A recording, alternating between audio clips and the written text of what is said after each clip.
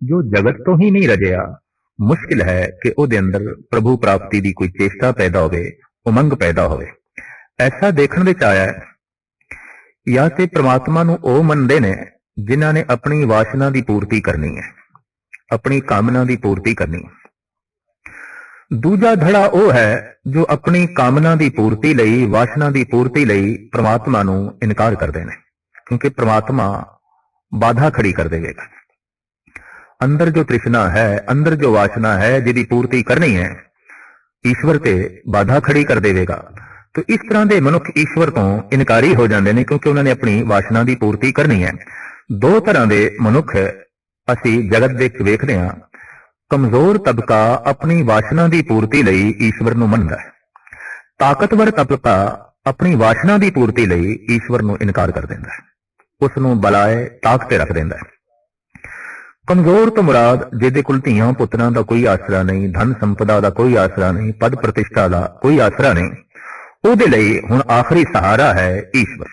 वासना बड़ी प्रबल है, तृष्णा बड़ी प्रबल है और उसकी पूर्ति करनी है। तो किस तरह होवे? तो कमजोर बंदा अपनी वासना की पूर्ति लई ईश्वर नूं साधन बनांदा है। ईश्वर साधक है वासना की पूर्ति लई।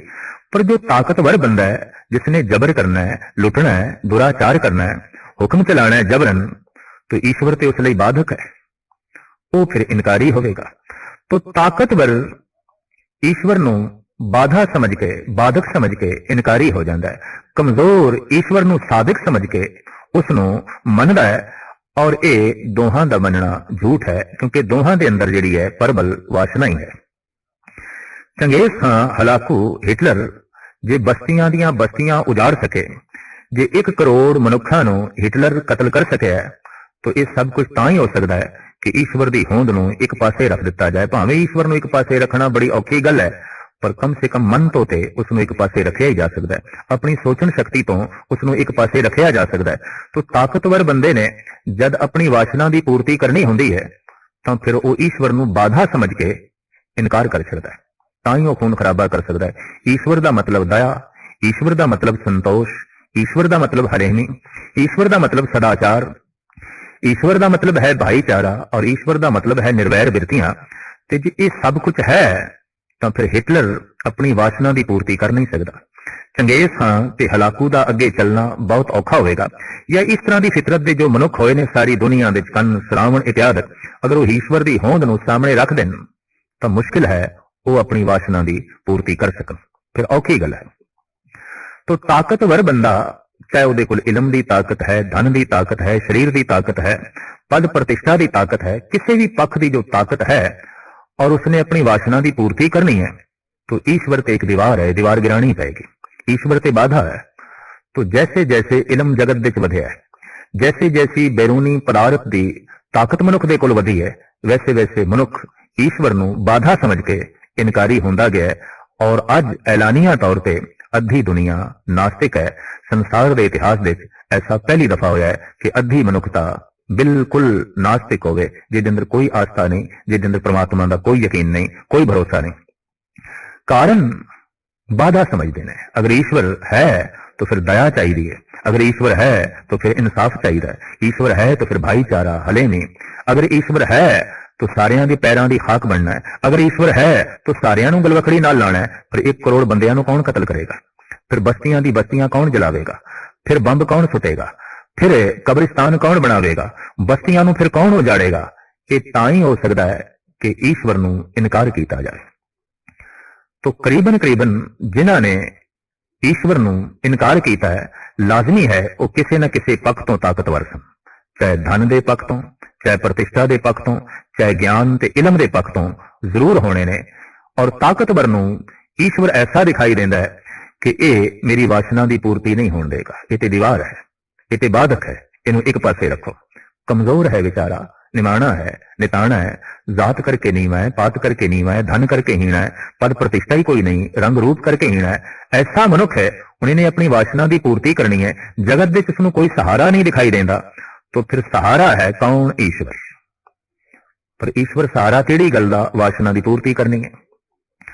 तो कमजोर लई ईश्वर वासना की पूर्ति करने का एक साधन है। और ताकतवर ਲਈ अपनी वासना की पूर्ति करने ਲਈ परमात्मा बाधक है, एक इनकारी है, एक मनदा है, पर दोहां का मूल आधार वासना है। साहिब श्री गुरु नानक देव जी महाराज अज दे इस पावन पवित्र पौड़ी फरमान पे कर रहे हैं कि धर्म की बुनियाद खड़ी है संतोष ते, वासना ते नहीं। चाहे वह वासना ताकतवर दी होगी तो वह ईश्वर में एक पासे रख देगा, और अगर कमजोर दी होगा तो फिर वो अपनी वासना नाल ही जुड़िया रहेगा, ईश्वर नाल नहीं जुड़ सकेगा, परमात्मा नाल नहीं जुड़ सकेगा। तो सतगुरुदेव जी महाराज का फरमान, मुंडा संतोख, असी मुंदरा पहन रखिया ने केड़ियां संतोष दियां, जो कुछ है जैसा है सब ठीक संतोख। अपनी प्रालबत ते भरोसा है, अपने भाग ते ही भरोसा है, और संतोषी मनुख ते हर हालत विच प्रसन्न रह सकता है।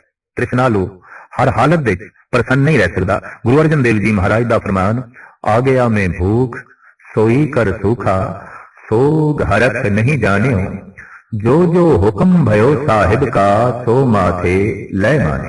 हे परिपूर्ण परमात्मा, अगर भुख भी आई है, कोई दुख भी आया है, तो मैं इनू भी तेरी दात समझे और प्रसन्न रहा, खुश रहा। संतोषी मनुख हर हालत विच खुश है, हर हालत विच प्रसन्न है। तृष्णालु मनुख हर हालत विच चिड़चिड़ा रहेगा, दुखी रहेगा, बेचैन रहेगा। तो धर्म का मूल गुण है संतोष।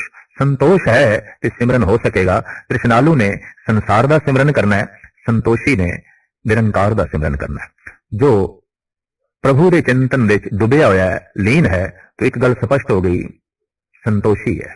जो जगत विच लीन है, डुब गया है, सबूत है तृष्णालु है।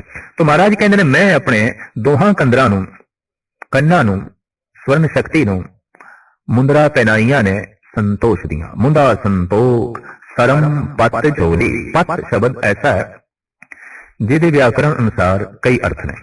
पत पात्र, बांडा। पत पत्ता, दरखत दा पत्ता। फिर पत पंजाबी मुहावरे इहदा अर्थ है इज्जत, आबरू। पत इज्जत, आबरू।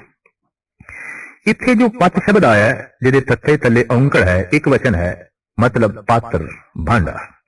तो महाराज कहते हैं, असी संतोष दियां मुंदरा पहनियां ने, पर पत्थर साडे हथ विच किहड़ा है, भांडा किहड़ा है। जोगी घर घर विच भिक्षा मंगदा है, ਉਹਦੇ हथ विच खप्पर हुंदा है, ते खप्पर दे मिली हुई भिक्षा नूं ਉਹ झोली विच पा लैंदा है।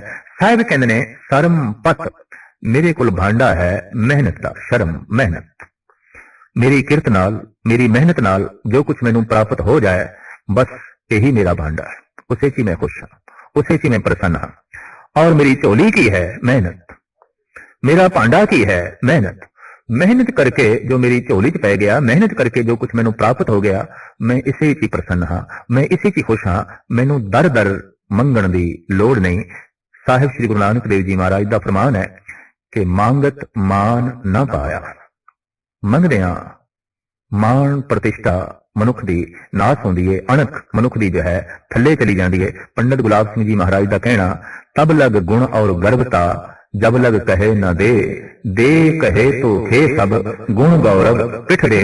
इस वास्ते गुरु नानक देव जी महाराज कहते हैं, मैं भिक्षु नहीं, मैं दर दर मंगण की क्रिया यकीन नहीं रखता। मेरे हथ विच मेहनत की झोली है, मेहनत का भांडा है, और इस मेहनत के भांडे विच जो कुछ पै जाए उसे ते ही मैं संतुष्ट हाँ। ध्यान की करें विभूत। जोगी लोग अपने पिंडे ते राख मल लेंदे ने, स्वाह मल लेंदे ने, कहंदे ने इस नाल खलड़ी सख्त हो जाती है, और सर्दी ते गर्मी का ये राख बहुत वड्डे पद्धर ते बचाव कर दी है, ते पिंडे विच जूआं भी नहीं पैण देंदी। होर भी कई तरह के रोगां तो भी ये राख बचाउंदी है। महाराज कहंदे ने, मैं ध्यान की विभूत लाई है। ध्यान की करें विभूत, असी विभूति कीती है केड़ी? ध्यान दी। प्रभु दे जिहड़ा ध्यान जोड़िया है, ईश्वर दे जिहड़ी सुरत जोड़ी है, और सुरत जिहड़ी ईश्वर दे जोड़ी है, सुरत दी ध्यान दी जो विभूत लाई है, सानू कोई रोग नहीं लगता, सानू कोई संताप नहीं लगता, सानू सर्दी आलसी नहीं बनाती, सानू गर्मी बेचैन नहीं करती। असी इस तरह की राख अपने तन दे उत्ते मली हुई है। जोगी लोग तन दे उत्ते खिंता पहनते ने, हथ दे एक डंडा रखते ने, ते जोगियां ने ईश्वर प्राप्ति दियां अपनियां कुछ युक्तियां ते उक्तियां भी मनी हुई ने। उस प्रथा है साहिब श्री गुरु नानक देव जी महाराज दे ए वाक, खिंता काल कुआरी काया जुगत डंडा परती। असी खिंता पहनी है काल दी, मौत दी, मौत का चिंतन है, मौत की चिंता पैनी है, मौत हर वक्त याद है। कुआरी काया जुगत ते साडी जुगती की है, काया नू कोरा रखना, कुआरा कोरा। पंजाबी च कोरा लफ्ज है, हिंदी विच संस्कृत विच कुआरा लफ्ज है, मतलब साफ सुथरा पवित्र बेदाग। महाराज फरमान करते ने काया नू कोरा रखना, बेदाग रखना, पवित्र रखना, ये साडी जोग दी जुगती है। और हर वक्त मौत का ही चिंतन करना, मानो ये असी चिंता पहन के रखी है। देखण विच आया है, दो तरह की साधना जगत विच प्रचलित हुई है। एक ओ बस जीवन नू ही चेते रखो, एक ओ मौत नू चेते रखो।